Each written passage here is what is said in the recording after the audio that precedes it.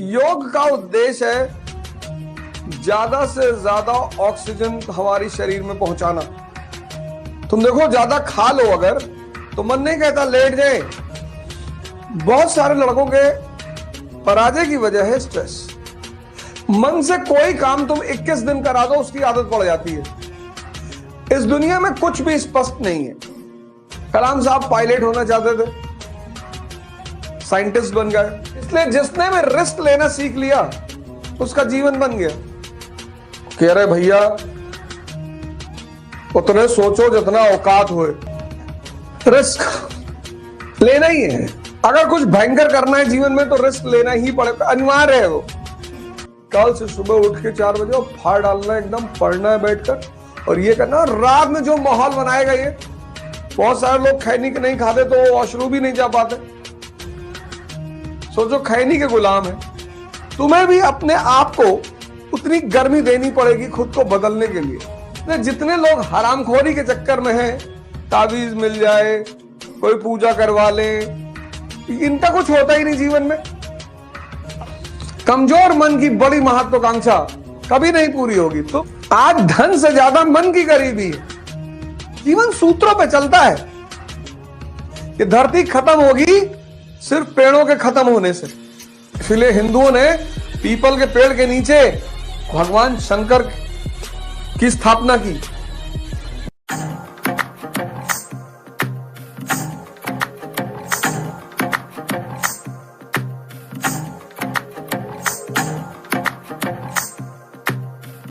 योग और ध्यान क्यों जरूरी है, इसको थोड़ा सा योगा एंड मेडिटेशन,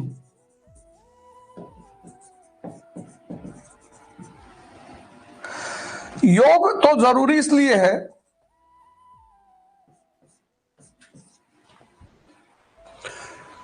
क्योंकि बड़े सारे संत महात्मा लोग कहते हैं योग रखे निरोग। योग का उद्देश्य है ज्यादा से ज्यादा ऑक्सीजन हमारी शरीर में पहुंचाना। ऑक्सीजन, जितनी ऑक्सीजन हमारे फेफड़ों में पहुंचेगी उतनी ब्लड में फ्लो करेगी, और जितना मस्तिष्क में पहुंचेगी उतने स्ट्रेस को खत्म करेगी। तुम देखो, ज्यादा खा लो अगर तो मन नहीं कहता लेट जाए। ऐसा ज्यादा पढ़ लो तो भी मन कहता लेट जाए, क्योंकि दोनों पेट ही है। तो जब ज्यादा तुम पढ़ते हो तो यहां पे तनाव के बिंदु पैदा हो जाते हैं। अब जिंदगी वैसे ही प्रेशर है, हर दिन कोई ना कोई प्रेशर है, और उस प्रेशर में स्ट्रेस। बहुत सारे लड़कों के पराजय की वजह है स्ट्रेस। इसके बाद मेडिटेशन क्यों करना चाहिए, योग क्यों करना चाहिए कि ज्यादा से ज्यादा ऑक्सीजन हमारे शरीर में जाए, लंग्स में जाए, दिमाग में जाए, तो वो स्ट्रेस को खत्म करती है, शुद्धिकरण करती है, नेगेटिव चीजों को जलाती है। ध्यान इसलिए करना चाहिए क्योंकि मन जो है उसके 4 लक्षण है। पहला लक्षण आदत, हैबिट। ये मन का पहला लक्षण है, आदत, हैबिट। Habit, habit. मन से कोई काम तुम 21 दिन करा दो, उसकी आदत पड़ जाती है। तो अगर नेगेटिव चीजों की आदत पड़ जाती है तो पॉजिटिव चीजों की क्यों नहीं पड़ सकती।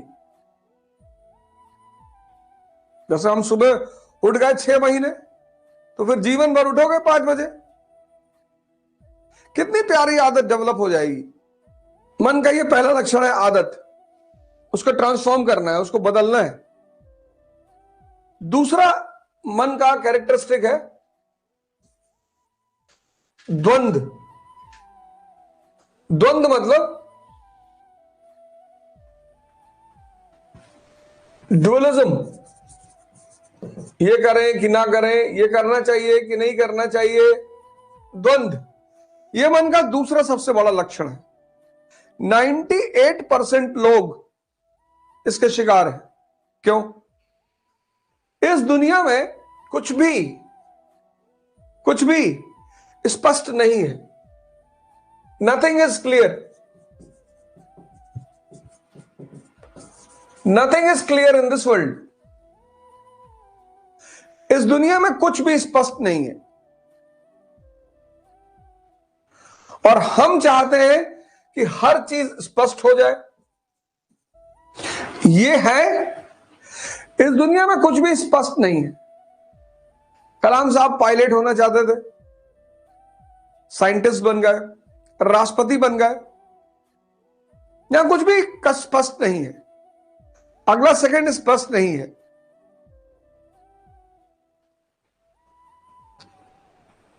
कुछ भी क्लियर नहीं है। अब इसमें क्या होता है कि सिर्फ 2% लोग रिस्क लेते हैं। इसलिए जिसने भी रिस्क लेना सीख लिया, उसका जीवन बन गया। कुछ ना कुछ अच्छा करेगा वो। मोदी जी उसका एग्जाम्पल है, मुलायम सिंह यादव जी एग्जाम्पल है, लालू यादव जी एग्जाम्पल, ये लोग उसके एग्जाम्पल हैं, मायावती जी उसका एग्जाम्पल है। अब एक तो कुछ भी स्पष्ट नहीं है, ऊपर से समाज कह रहे भैया उतने सोचो जितना औकात होए। ऊपर से समाज, कभी कभी मां बाप। यहां कुछ भी स्पष्ट नहीं है। इसलिए 98% मन द्वंद्व का शिकार है, और ये 98% को समाज तोड़ देता है। रिस्क लेना ही है। अगर कुछ भयंकर करना है जीवन में तो रिस्क लेना ही पड़ेगा, अनिवार्य है वो। तीसरा लक्षण जो इस मन का है वो है बेवकूफ बनाना, चीट करना। ये लक्षण है, इसको मजा आता है। तुमने बहुत बार कोशिश की होगी सुबह उठने की, रात में तो एकदम तैयार रहता है, 8 बजे रात में तैयार कि कल से सुबह उठ के 4 बजे और फाड़ डालना, एकदम पढ़ना है बैठकर और ये करना। रात में जो माहौल बनाएगा ये, तुम ऐसे बड़े सारे काम करते होगे जो तुम नहीं करना चाहते होगे पर कर रहे हो। डेली कसम उठाते होगे कि अब नहीं करेंगे। इस दुनिया में हर आदमी को उसका मन बेवकूफ बना रहा है, गुलामी करवा रहा है। और चौथी फीचर इस मन का है, ये हमेशा दूसरों की कमियां देखता है, अपनी तो देखता ही नहीं। अपनी देख ले तो समझ लो तुम्हारा मन जाग गया। और ये सब के सब कमजोर मन के लक्षण है। ये सब मन के लक्षण है। आदत मन का लक्षण है। तुमको कई सारी आदत होगी। बहुत सारे लोग खैनी के नहीं खाते तो वॉशरूम भी नहीं जा पाते। सोचो खैनी के गुलाम है।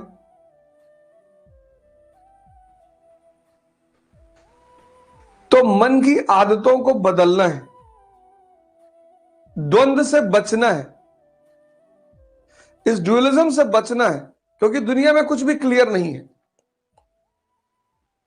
मन पे नजर रखना है, नजर सिर्फ देखना है, जाग जाना है।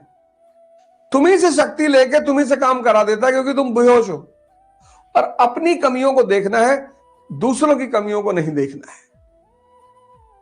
अपने आप को शक्ति में बदलने का मतलब होता है, सूत्र समझते हो आप। सिद्धार्थ,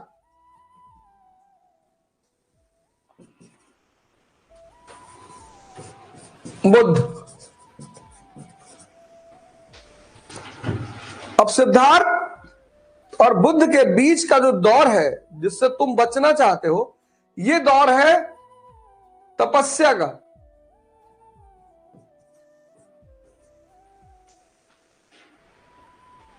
इस दौर को लोग नहीं पढ़ते, उस दौर को लोग जानते हैं, इस दौर को लोग जानते हैं कि अरे भैया राजकुमार थे और मस्ती करते थे और 500 पत्नियां थीं। और फिर ये वाली कहानी जानते कि भगवान हो गए और अंगुलीमाल को परिवर्तित कर दिए। लेकिन इस दोनों के बीच का जो है वो है तपस्या। इसलिए तप शब्द कहां से आया? ताप से, हीट से। सबको, कोई अपवाद है ही नहीं। There is no exception in this world. सबको, तुम्हें भी अपने आप को उतनी गर्मी देनी पड़ेगी खुद को बदलने के लिए। कोयले को है डायमंड, लेकिन कोल को डायमंड बनने के लिए 3200 डिग्री सेल्सियस का टेम्परेचर बर्दाश्त करना पड़ता है। बस यही फॉर्मूला है, इसके सिवा कोई फॉर्मूला नहीं है ही नहीं। इसलिए जितने लोग हरामखोरी के चक्कर में हैं, तावीज मिल जाए, कोई पूजा करवा ले, इनका कुछ होता ही नहीं जीवन में। कई मोदी जी भाषण वगैरह देंगे, उनका हाथ के पंजों पे नजर रखना, कोई अंगूठी पहने होंगे तो बताना हमें भी। कमजोर मन की बड़ी महत्वाकांक्षा कभी नहीं पूरी होगी। तुम किसी और चीज से परेशान थोड़ी हो।